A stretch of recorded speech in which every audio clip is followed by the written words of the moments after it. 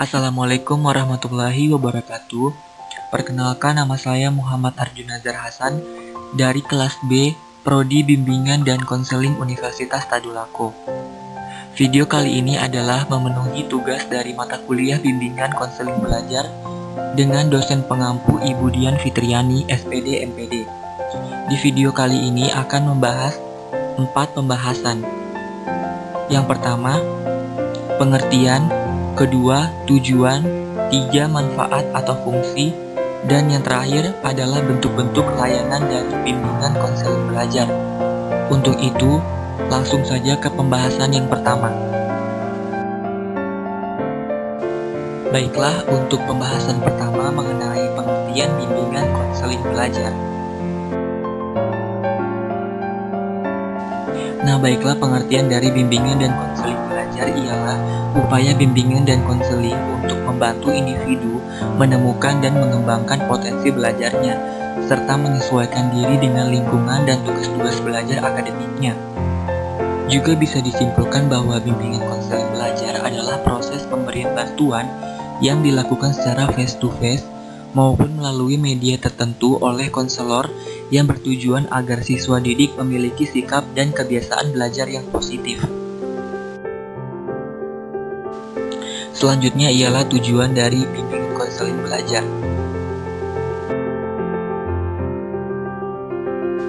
Adapun tujuan bimbingan konseling belajar adalah yang pertama untuk mendapatkan pengetahuan, kedua merupakan upaya untuk menanamkan konsep dan keterampilan, ketiga merupakan upaya untuk membantu sikap dan perilaku. Sedangkan tujuan umum bimbingan konseling belajar adalah untuk mencapai atau membantu konselium mencapai perkembangan optimal dan kemandirian dalam belajar. Pembahasan yang ketiga adalah tentang manfaat atau fungsi bimbingan konseling belajar. Fungsi bimbingan konseling belajar terbagi menjadi 4, yaitu yang pertama, mencegah timbulnya masalah dalam belajar.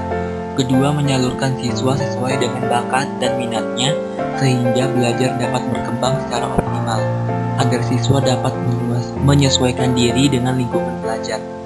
Ketiga, perbaikan terhadap kondisi-kondisi yang mengganggu proses belajar siswa. Dan yang terakhir adalah upaya untuk mempertahankan dan meningkatkan prestasi belajar siswa. Pembahasan terakhir adalah tentang bentuk-bentuk layanan bimbingan konseling belajar.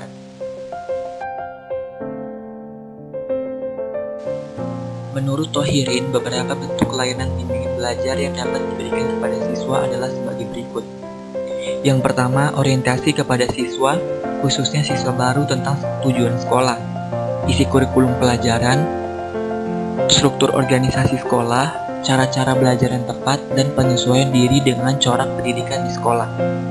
Kedua, penyadaran kembali secara berkala tentang cara belajar yang tepat selama mengikuti pembelajaran di sekolah maupun di rumah, baik secara individual maupun kelompok.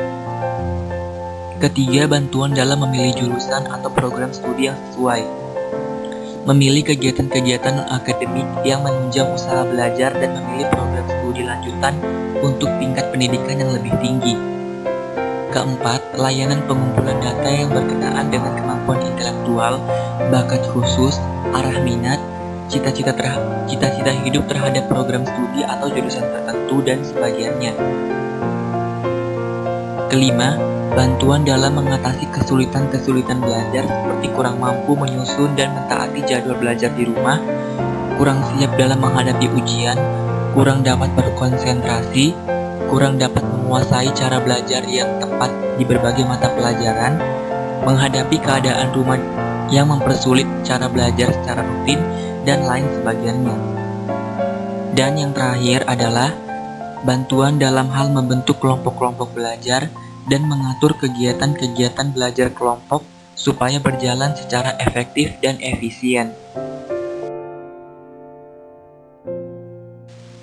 Baiklah, itulah 4 pembahasan yang bisa saya bawakan pada video kali ini mengenai bimbingan konseling belajar. Semoga video ini bermanfaat dan memberikan wawasan tentang bimbingan konseling belajar. Mohon maaf apabila ada kesalahan dalam pengucapan. Thank you so much for watching this video. Assalamualaikum warahmatullahi wabarakatuh.